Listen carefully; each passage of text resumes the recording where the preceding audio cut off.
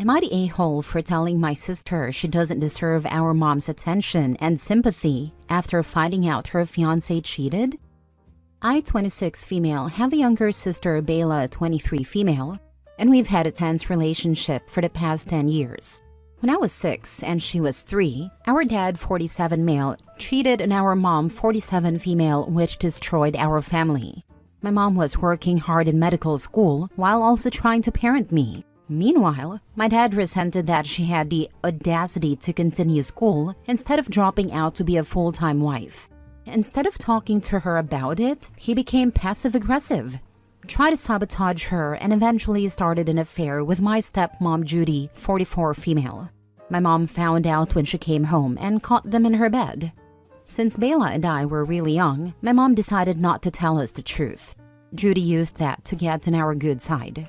I was always polite but distant, but Bella was young enough to fall for it.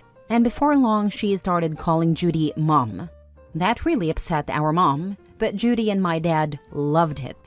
I found out the truth when I was 10 and became cold and angry whenever I had to go to my dad's place. My mom tried to put me in therapy, but Judy and my paternal grandmother didn't think it was necessary. So my dad refused to consent. My mom had to take him to court over it.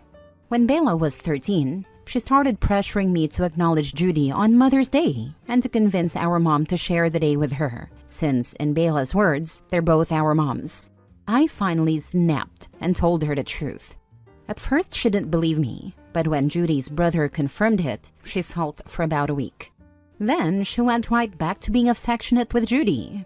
Her excuses? It was a long time ago. Cheating happens. You can't stop love. Everything worked out in the end. She started telling our mom she should forgive our dad and accept Judy. She even told her that she would be a bad mom if she hated them more than she loved her children.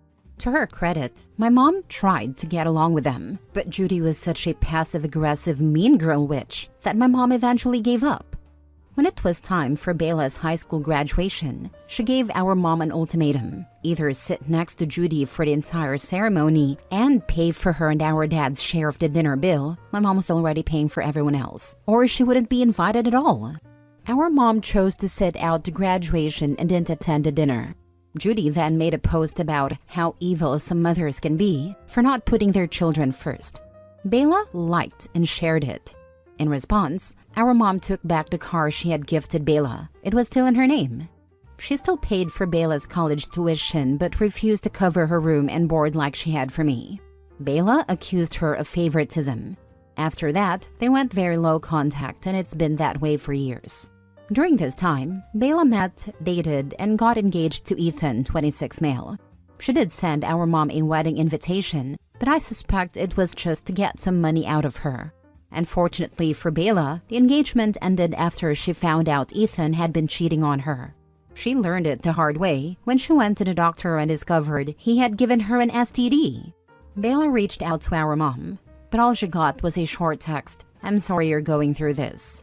Bella was furious, but I told her that given how she had treated our mom and dismissed what our dad and Judy did, she shouldn't expect much. Now, Bella, my dad, Judy, and some paternal relatives are calling me an a-hole. Am I the a-hole? Now for the top comments. Not the a-hole. The forgiveness bus is a ride set up by people who do awful things and don't want long-term consequences. I am brazenly, unashamedly, stealing the heck out of this line. What a perfect way to sum up the whole be a bigger person scam. Thank you. Not the a-hole. Why is Bella upset? If she thinks your mom should forgive your dad and Judy, then she should forgive Ethan and his affair partner. She should even attend their wedding and send an expensive gift, maybe even pay for their wedding dinner. Dad and his relatives and Bella, who's been brainwashed from an early age, think you're the bad one. Everyone else without a bias rightly thinks you are not the a-hole. Stick with mom in this whole mess. Looking at this from just your and your sister's perspectives, you're the a-hole. Age and time matter here. Your sister was 3 when this happened.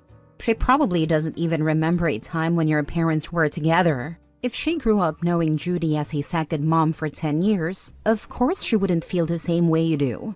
You found out the truth at 10. She found out at 13. You just can't compare the two situations. You're right, both situations are different. My mom gave my sister more sympathy towards her situation in a single text than Bella ever gave her in years. Next story. Am I the a-hole for feeling betrayed after my wife hid that she could never have kids until years into our marriage? I, 34 male, met my wife, 33 female, about 10 years ago. From the very beginning, I knew she was special. We clicked instantly. Same sense of humor, same life goals, or so I thought, and just an overwhelming feeling of, this is the person I want to build a life with. As we dated, I made it very clear that I've always wanted a family. I wasn't pushy about it, but I talked about how I looked forward to being a dad someday, how I wanted to raise kids, and create a loving home together. She never gave any indication that she didn't want that too. She would smile, nod, and sometimes even talk about what kind of parent she thought she'd be. Fast forward a few years, we get married. It was the happiest day of my life. I loved this woman with my whole heart, and I truly believed we were on the same page about everything that mattered. Then a few years into our marriage, we started talking more seriously about trying for kids. That's when she finally dropped the bombshell. She has known since before we even met that she has a medical condition that makes it impossible for her to conceive. Not unlikely, not difficult, impossible. I was stunned. It wasn't even just that she couldn't have kids, it was that she knew all along and never told me. Not when we were dating, not when I expressed over and over how much I wanted children, not before we got married.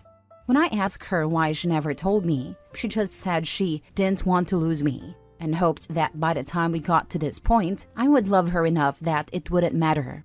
She also admitted that she was scared I would leave if I knew. And now, I don't even know how to feel. I love her. I loved her. But I can't shake this overwhelming feeling of betrayal. This wasn't some small omission. She took away my ability to make an informed decision about my future. She knew this was a deal breaker for me and just lied by omission. I feel trapped. I feel cheated. And worst of all, I don't know what to do next. Reddit, what would you do? She only cared about protecting herself. And you should now do the same. Well, everyone is telling him to leave and divorce, but he stupidly thinks that giving kids, adoption or surrogacy, with this liar of a woman will fix his marriage. No, because having kids is not the real problem here. The problem is that she lied, strung him along and trapped him. Having kids will not change the fact that she conned him into marriage. Kids cannot save marriages with these kinds of issues. Having kids with a woman who you cannot trust will not be beneficial for you or the kids if later Opie decides he cannot keep with what she did to him. Yeah, this exactly. Well put. There are other ways to have kids without conceiving naturally. But that's not the issue, is that she misled him for years. If she'd told him while they were dating, been honest and vulnerable, he might have said, hey, we can adopt instead. It's okay by me. But she didn't. She kept a lie up for years and even talked about herself as a parent, knowing that it was impossible in a natural way. The betrayal is, in my opinion, unforgivable, and that's why he should leave. You should leave her. She betrayed you, strung you along for her own selfish wants. She completely dismissed her feelings and made you look like an idiot. Sorry. I knew this was important to you, but still doesn't care because she got what she wanted. You can never trust her now. A relationship without trust is nothing, not the a-hole. I've seen a lot of replies saying I should leave her, and honestly, part of me agrees. I feel completely betrayed, and trust is such a big deal to me.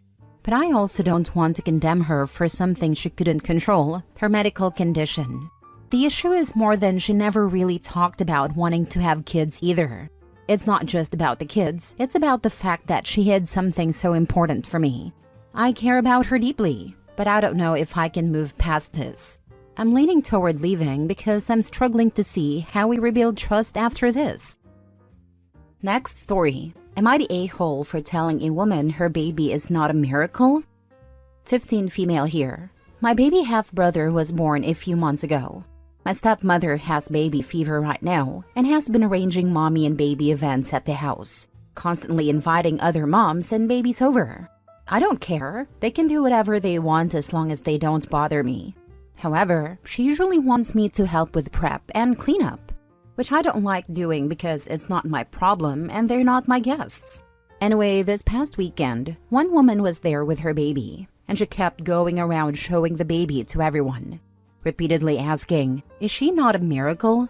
Honestly, it was obnoxious, but I wasn't rude. I didn't say anything until she stopped me on my way out to see my friends. She asked, "Is she not a miracle?" and then offered me the chance to hold the baby. I asked, "Do you want an honest answer to that?" She said yes. So I said, "No. Tens of thousands of them are made every day. It's the furthest thing from a miracle." She was annoyed and said I was short-sighted and rude. I didn't say anything and just left. Later that night, my stepmother and dad told me I had been rude to their guest and should have assured her that her child is special because she is special to her. I honestly don't care. But they want me to call her and apologize, and I don't see why I should. She was the one who stopped me, asked me a question, and insisted on an answer. I even offered to bow out, but she wanted an honest answer. So I gave it. Am I the a-hole? Now for the top comment. Haha, I mean, she asked a teenager. What was she expecting? Honestly, just the fact that she was going around making people say her child is a miracle rubs me the wrong way. So not the a-hole. Personally, as a mom and employee at a high school, you do not want your teen girl's baby crazy. In fact, you want them to be 100% grossed out by them. All the girls at the high school I work at that get baby fever end up pregnant. Exactly, and her answer was entirely age-appropriate, especially dealing with an infant sibling. The girls who babysit a lot or have infant siblings are generally more nope on babies too. You were not rude, you were unkind. There is a difference. She approached you and insisted on an answer. If anyone was rude, she was for insisting. She learned that not everyone would love her baby. It is an important lesson, but she learned it from a 15-year-old, then someone else. However, you were unkind. Life is hard enough. Being unkind is just throwing more hate in the world that already has too much. This may be a small thing to you, but you never know what is going on with people. You could have just said a thing that will push this person over the edge. That is not cool. This is a smile and nod moment.